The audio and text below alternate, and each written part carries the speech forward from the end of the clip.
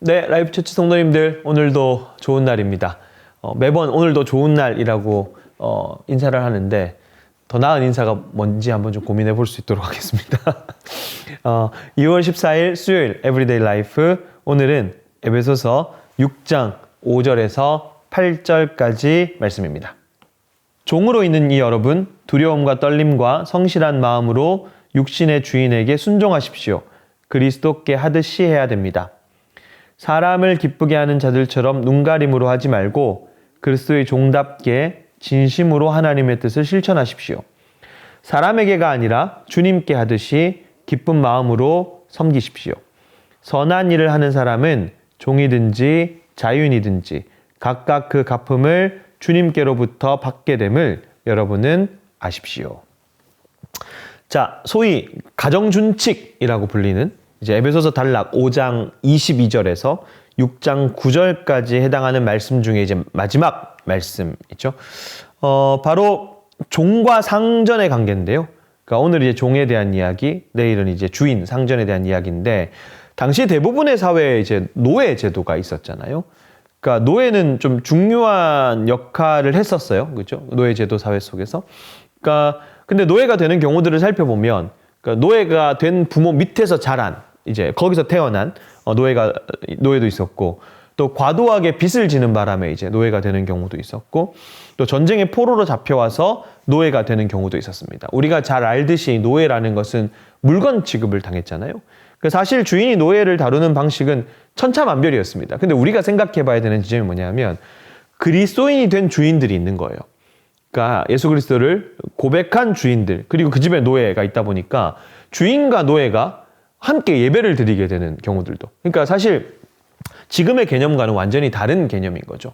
그러니까 자기가 마음대로 부릴 수 있는 말 그대로 노예. 사실 우리가 노예를 부려본 적이 없어서 그게 어떤 느낌인지는 뭐 이해는 하지만 명확하게 우리가 받아들일 수는 없잖아요. 그러니까 근데 그런 노예와 주인이 함께 예배를 드리는 경우들도 있었다라는 겁니다. 그 얘기는 뭐냐면 사실 그 문화권에서는 그 당시 세계관의 완벽한 붕괴였거든요. 그럴 수가 없고 아주 급진적인 모습이었다는 거죠.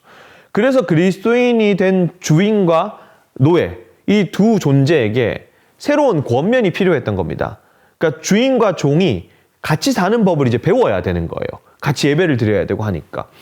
그래서 바울은 우선 종들에게 이제 권면하는 거죠. 그게 이제 5절에서 7절까지 말씀인데, 종으로 있는 이 여러분, 두려움과 떨림과 성실한 마음으로 육신의 주인에게 순종하십시오. 그리스도께 하듯이 해야 합니다. 사람을 기쁘게 하는 자들처럼 눈가림으로 하지 말고 그리스도의 종답게 진심으로 하나님의 뜻을 실천하십시오. 사람에게가 아니라 주님께 하듯이 기쁜 마음으로 섬기십시오. 라고 이제 말씀을 합니다. 그러니까 두렵고 떨림과 성실함을 갖춰야 되는데, 그것을 그리스도께 하듯이 하는 거죠. 또한 눈가림으로 하는 것이 아니라 어떻게 해요? 진심으로, 단순한 의무감이 아닌 호의로 이 일을 감당하는 거죠.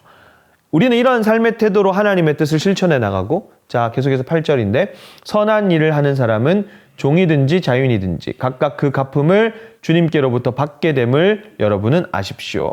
그러니까 선한 일은, 여기서 선한 일이라고 하는 것은요, 도덕적으로 옳은 일이나 사람에게 유익을 줄 수 있는 일들인데, 그러한 마음으로 일한 사람들은 이게 종이든 주인이든 간에 그 갚음을 주님께로부터 받게 될 것임을 알라고 합니다. 무슨 얘기냐면, 내가 종이든 자유인이든 누구나 하나님 앞에 하나님의 심판대 앞에 서게 되잖아요. 그때 사람은 자신이 했던 행위로 인해 심판을 받게 될 것인데, 자, 중요한 건 그거 같아요. 그러니까 노예 제도가 있었던 그 시대의 말씀, 그리고 실제로 노예에게 했던 이야기를 우리에게 문자 그대로, 액면 그대로 다 적용하는 것은 사실상 쉽진 않죠. 왜냐하면 교회 안에서는 물론이거니와 교회 바깥에서 지금 노예가 있는 시대는 아니니까.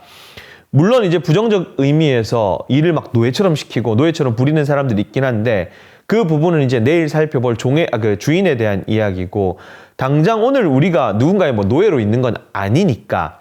다만 이 본문을 그냥 조금 더 넓게 우리의 일상에서 조금 더 넓은 측면에서 적용을 하면 될 것 같아요.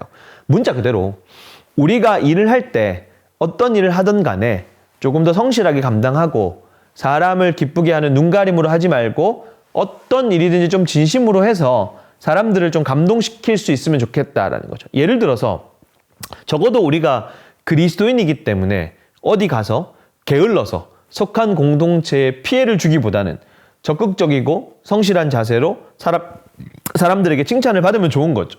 그리고 사람에게 하는 것이 아니라 주님께 하듯 하면 좋은 거죠. 힘들 수 있겠지만 결국 주님께서 갚으신다라고 하는 것을 우리가 또 믿는 거죠.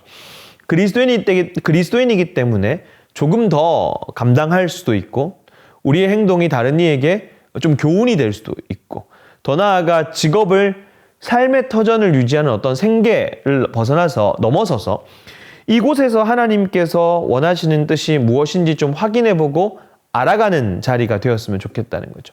그러니까 그리스도인의 삶이라고 하는 것이 그 하나님의 손 안에 있기 때문에 지금 나에게 이 시간 의미하는 바가 무엇인지 또 하나님의 뜻을 구하는 일도 우리가 좀 잊지 않았으면 좋겠다라고 말씀을 드리고 싶어요. 다시 한번 말씀드리지만 사실 우리가 코람데오라고 해서 하나님 앞에서 이런 말 많이 쓰잖아요. 하나님께서 지켜보고 계시며 반드시 하나님께서 정산하신다라고 하는 것을 우리가 조금 기억해야 될 것 같습니다. 그러니까 그리스도의 종, 그러니까 우리가 누군가 인간의 종은 아니지만 우리가 이 땅을 살아가면서 어디에서 무엇을 하건 간에 하나님의 영광을 위해서 하고 또 우리가 하나님의 종, 그리스도의 종, 주님이 계시고 그러니까 그런 인식을 가지고 나에게 맡겨진 일들이 우연이라는 말을 우리가 잘 쓰지 않잖아요. 우연이라는 것은 일이 벌어진 원인을 우리가 모르기 때문에 우연이라고 이야기를 하는데 하나님께는 우연이 없잖아요. 하나님이 모든 일의 제1원인이 되시기 때문에 그래서 하나님의 섭리 안에서 우리가 처해 있는 상황과 환경 속에서 그리스도의 종이라는 인식으로 나에게 맡겨진 일에 좀 충실히 감당하면서 이 안에서 하나님께서 기뻐하시는 뜻은 뭐지? 당연히 주 안에서라는 표현을 우리가 계속해서 나눴었는데 주님의 말씀 아래서 감당하면서 내 삶의 현장을 하나님의 뜻을 이루는 현장으로 세워간다면